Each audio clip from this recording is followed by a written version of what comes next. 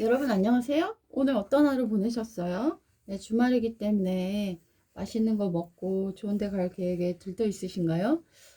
저는 목 베개를 지금 만들려고 하는 중입니다. 목 디스크가 좀 있어서 남편도 지금 디스크가 있어서 목 디스크 각각 만들어서 교대로 베려고 그래요. 여기다가 수건만 넣으면 돼서 네, 겉에 피만 바꿔주면 됩니다. 목만 베고 자면은 목 디스크가 많이 좋아진다고 해요. 그래서 지금 이렇게 피 2개로 지금 만들려고 하고 있습니다. 저는 오늘 환경 얘기를 좀 해볼까 하거든요. 제가 얼마 전에 글을 하나 썼습니다. 영하 77.7도라는 글인데요. 네, 지금 환경이 미친 환경으로 가고 있잖아요. 미친 기후. 그래서 앞으로의 미래는 이상기후에 시달리게 될 것인데요. 그 이상기후의 수준은요, 정말 종잡을 수 없는 수준이 될 거라고 해요. 그래서 올 겨울도 사실은 기상청에서 따뜻할 거라고 보도했다고 하는데, 영하 17도를 우리 인생에서 처음 만난 그런 겨울이기도 했죠. 네. 너무너무 추워가지고 바지 2개를 입고 오후에도 막 여러 겹을 해도 정말 너무너무 추웠던 것 같아요.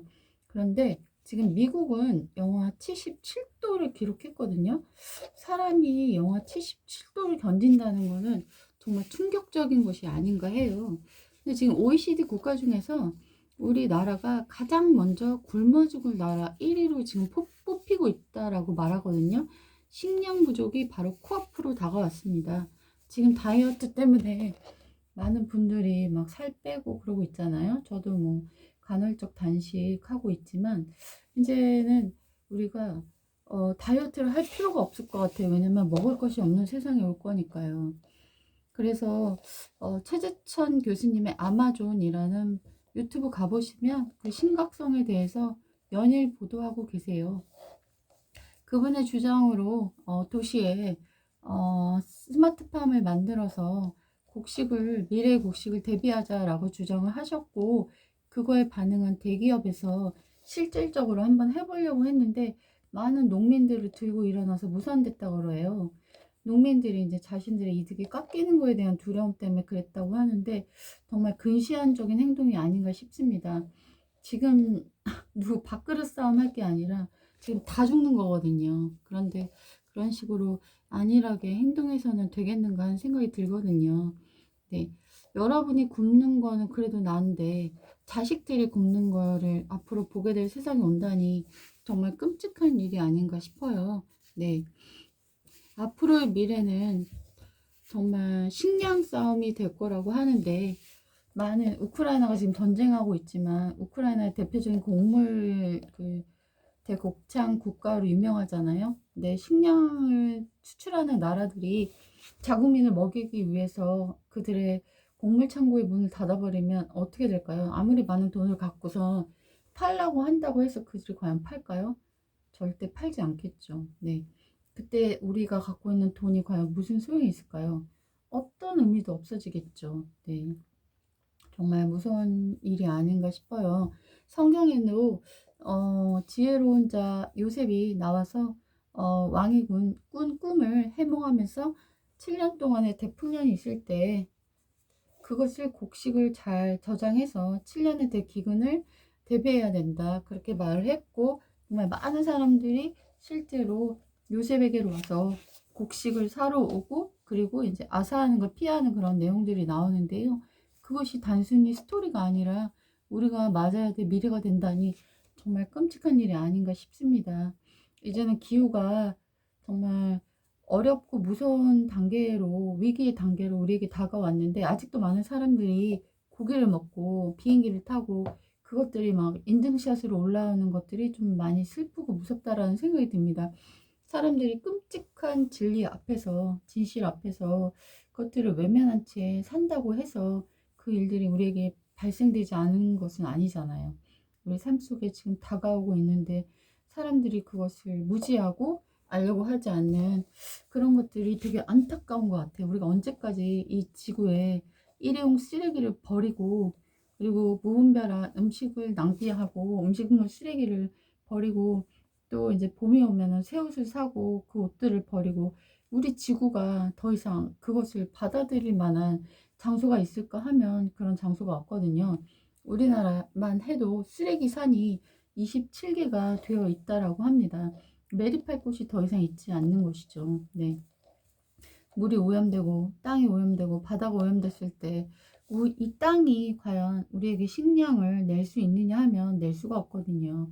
우리 대한민국은 지금 30분당 한 명이 자살하고 있고요. 대장암으로 가장 많이 죽는 나라 1위라고 합니다. 우리나라의 지금 소망이라고는 조금도 찾아볼 수 없는 그런 상황인데요.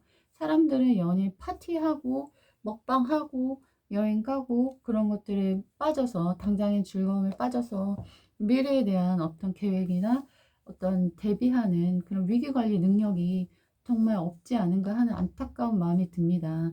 여러분, 사람들이 고기를 조금만 먹지 않더라도 탄소 배출을 많이 줄일 수 있다라고 하거든요. 그래서 축산업계에서 그런 내보내는 그런 여러 가지 오염물질이 굉장히 크다라고 그래요. 그래서 우리가 고기만 덜 먹어도 되게 많은 환경을 보호할 수 있고요. 비행기를 움직였을 때 탄소 배출량이 참 많다라고 하거든요. 이미 배출된 탄소는 걷어들일 수가 없대요. 그래서 더 이상 그것을 내보내지 않는 것이 더 중요하다라고 하거든요. 지금 1도가 올랐는데도 지금 처처에 기근과 지진과 홍수로 난리가 나는 그런 지구를 맞이하고 있는데 0.5도 더 오른 티핑 포인트에 오르게 되면은 이 지구는 정말 무섭게 변화될 수 있다라고 하거든요. 그리고 여러분이 아시다시피 지금 백두산이 곧 터지기 일보 직전이란 말 들으셨죠? 네, 곧 몇십 년 안에 터진다고 합니다. 네, 그것이 터지면은 그 주변에 그 살아있는 생물은 전부 멸종된다라고 해요. 그래서 마그마가 많이 모여지지 않고 조금씩 터지기만을 과학자들은 바라고 있다고 하는데요.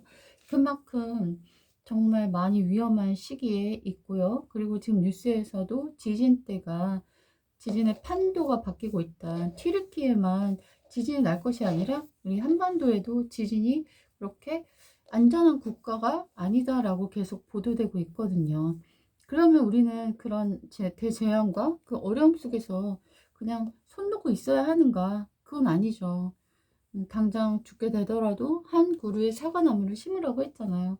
그래서 여러분이 할 수 있는 최선의 그 노력을 다 하는 것이 우리의 멸망으로 가는 날을 하루라도 미룰 수 있는 그런 실천이 아닐까 이런 생각이 들어서 저는 여러분에게 지금 말씀을 드리고 있습니다. 참고로 저는 거의 고기를 먹지 않고 있고요. 네, 그리고 비행기를 타고 있지 않습니다. 그리고 거의 대부분은 약간 자연인처럼 걸어 다니고 있고요. 옷도 만들어 있고 필요한 모든 것들을 손바느질로 만들고 있어요. 천 같은 경우도 제가 버려진 옷 같은 것들을 제가 주워 와서 리폼하는 경우도 많고, 그리고 이제 사람들이 실증난 원단 같은 것들을 저에게 드림을 해서 제가 그것들을 만들어서 주변 사람들에게 이렇게 선물하면서 환경에 대한 것들을 알려주고 있어요. 네. 그리고 제가 쓰고 있는 것들은 달력 이면지를 잘라서 제가 공부할 때 단어 노트로 쓰고 있거든요. 네. 그리고 이제 저희 집 뭐 문도 그렇지만 장롱도 다 앞에가 벗겨졌어요. 네. 그 이유는 10년 넘게 사용했고 죽을 때까지 장롱을 바꾸지 않을 생각입니다. 네. 왜냐하면 환경이 더 이상 우리의 지출을 받아들일 수 있는 여유가 없기 때문입니다. 네. 이제는 MZ세대만 개념 있는 소비를 할 것이 아니라 전 세대에 걸쳐서 우리가 개념 있는 소비를 해야 되지 않을까. 친환경적으로 또한 재활용을 해서 순환하는 기업의 물건만을 우리가 사주고 판매해 줬을 때 기업들이 더 앞장서서 이 환경을 위해서 애쓰는 그런 활동을 하지 않을까 이런 생각이 듭니다. 2050 지구 생존 불가능이라는 그런 책도 있습니다. 네. 그래서 이제 더 이상 지구가 거주 불가능한 지역이 된다라는 거예요.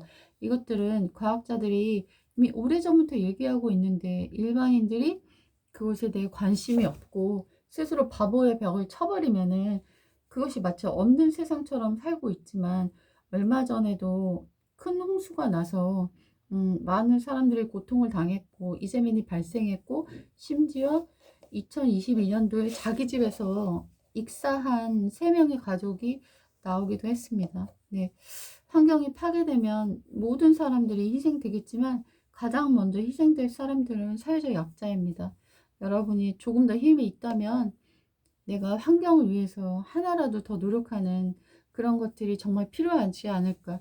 절박한 심정으로 제가 글을 써서 맘카페마다 다 올렸고요. 그리고 이렇게 여러분에게 유튜브로 말씀을 드립니다. 그리고 기도하고 있고 어떻게 환경을 위해서 더 노력할 수 있는가 그 부분을 계속 고심하고 있습니다. 여러분, 저만의 나라가 아니잖아요.